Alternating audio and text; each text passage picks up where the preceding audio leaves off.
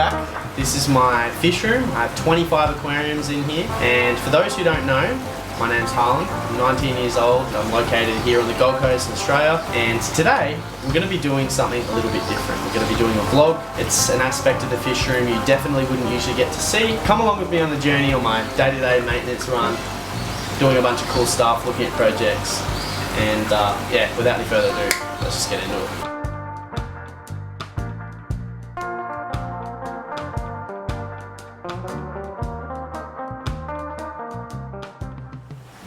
There's certain tanks that I definitely do enjoy feeding more.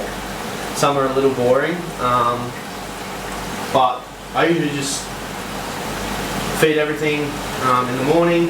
I feed bug buffet. It's a fantastic food. I used to just buy food for all different types of fish. So I buy like algae wafers for the bottom feeders. I buy hikari cichlid or discus gold or whatever it is for like the smaller, medium-sized fish, and then I used to like spend heaps of money on food, buying all different sizes. And now that bug buffet has been created, this does every size for me. So you can get anything from a large pellet right down to a dust for a fry, all in one thing. So like it's got good ingredients. So for me, it's a win-win. Two birds with one stone.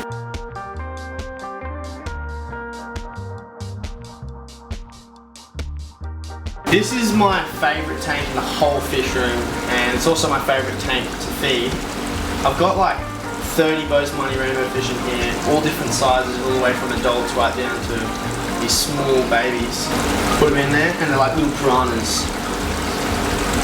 I actually overfeed this tank because I like feeding it so much that I keep on feeding it throughout the day, which is not a bad thing because I think the babies will, you know, benefit from that. And there's enough fish in here to the point where they're going to clean up all the food even if I do feed a bit too much. It's 6 foot long. I think it holds 500 litres, and I've been working on this scape for a long time. I think aquarium scapes, you have to spend a long time on them to get them looking perfect, especially planted tanks. And the reason why is because a good planted tank looks best when it's like grown in. And that takes all the way up to a year. We are actually going to add some fish into this tank today that I'm very excited about, and we're actually hopefully going to try and breed them in here as well, so stick around for that.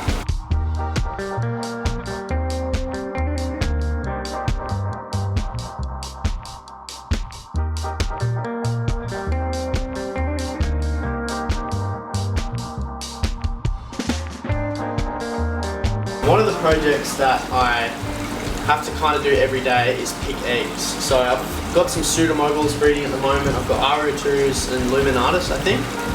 And every morning and sometimes every afternoon I will pick eggs. So let's pick some pseudomogul eggs. Down in this little aquarium down here, I've got 5 pseudomogul RO2s. And I think there's 2 females, it looks like 3 males, and they lay eggs in this spawning mob every day, and every morning I pick the eggs. Now they're a little bit different to rainbow fish in the fact that rainbow fish I typically leave them up in for 10 days and then I either move them up or move the parents out and then I hatch them. But I find that the pseudomoguls need you to pick the eggs, otherwise they will eat the eggs. Give it a squeeze. They don't lay many, so you gotta be pretty frugal. I find that these don't lay too many eggs, so you've really got to hunt. So you can see there's an egg here. So all you do is you just want to grab it, right? You got to be pretty gentle. And then over here is my fry raising tank. So I just literally just get the egg and put it into the tank. So every day I'll just constantly putting eggs in here until I start seeing fry, and then I'll just move over to the next tank. Otherwise the fry will start eating, or the fry will grow bigger and then start eating the younger ones as they hatch out.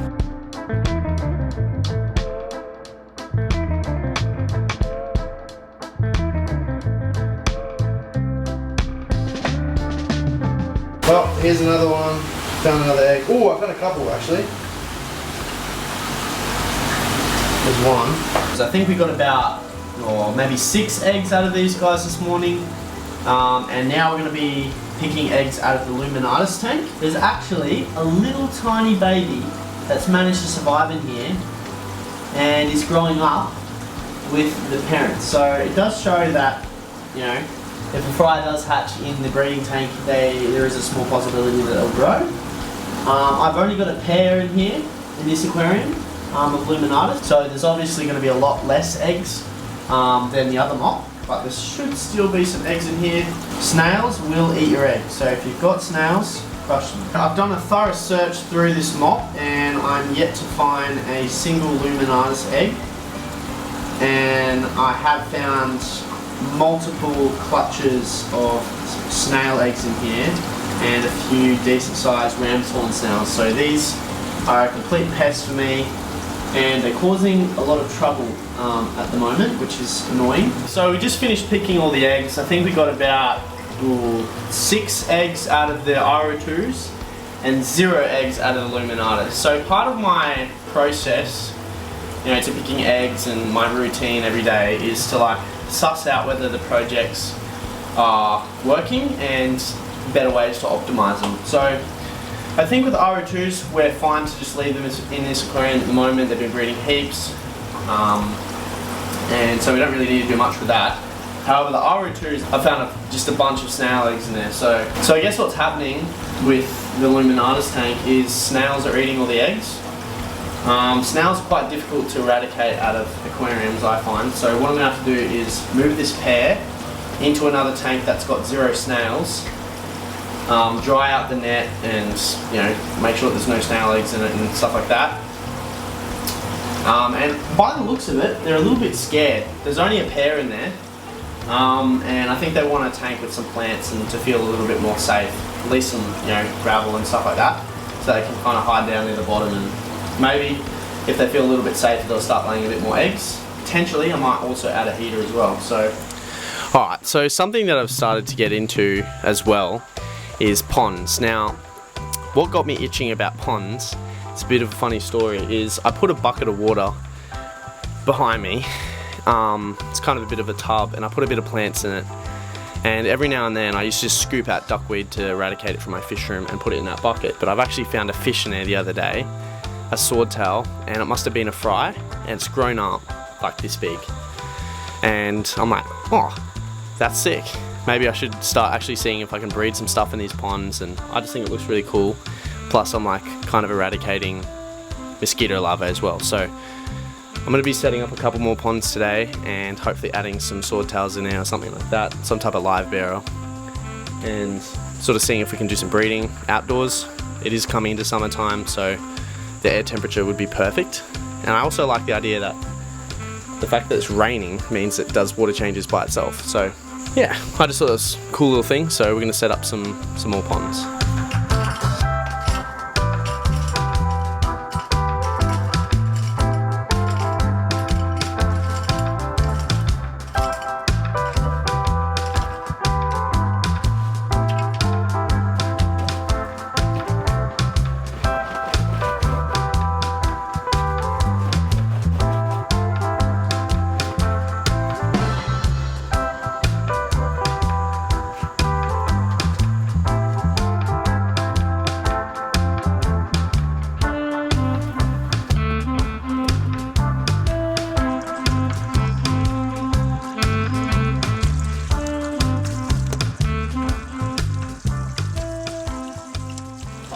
So for those who don't know, this is my 6-foot display tank. I built this about 8 months ago, escaped it, and only just recently I've put in 30 Bozeman rainbow fish.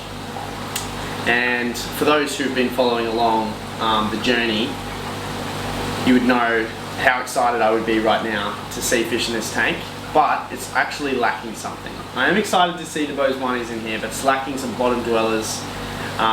Because of the height of this aquarium, I think my eyes are drawn to the bottom half of the tank because I'm quite a tall person. I'm 6 foot, so it's like I stand up here and I'm usually only seeing from like here down, and the majority of the fish swim around this level.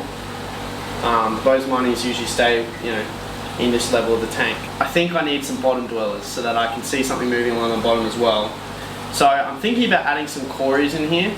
I don't actually have any in the fish room at the moment, but I do have something that I'm really looking forward to breeding, and I think it needs a suitable tank, something quite planted, big, spacious, and this would be the perfect aquarium. And that fish is whiptail. So I have a beautiful whiptail pair that I'm going to be putting in this tank today. I'm so excited, like, can't wait to get them in here because hopefully this will be the tank that they'll breed in. I bred them in the past and they always breed really well for me in a planted tank. So I think it'll be a cool little additive, a cool little like miscellaneous species for this aquarium. I definitely am gonna be adding some bottom dwellers at some point. But for now, I'm gonna be adding some whiptails in here. So I've only got a pair, so probably never gonna end up seeing them, but the idea is to have something cool on the bottom of the tank so I can see it when I'm walking past. So yeah, let's go ahead and add our whiptail pair.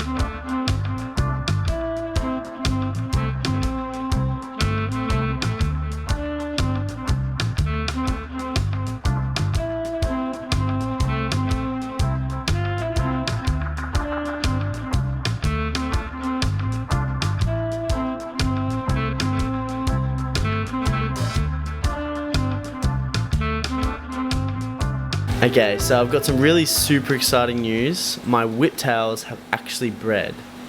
I just got back from Brisbane. I've been up on the sunny coast, I've been in Brisbane, I've kind of been away from the fish room for about 5 days, and I've just had someone feeding the fish while I was gone.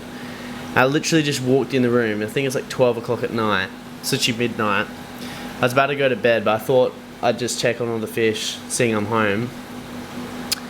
And I just quickly walked past the big tank and I was like, I wonder if the whiptails have bred. And I don't know why I even thought that, because like I didn't actually think they'd be, you know, breeding this quickly. And believe it or not, on this front glass here, there is a whiptail with a bunch of eggs, and a bunch of them have already hatched out. So somewhere in this tank is like 10 or 12 hatched out baby whiptails, and they've finally bred. So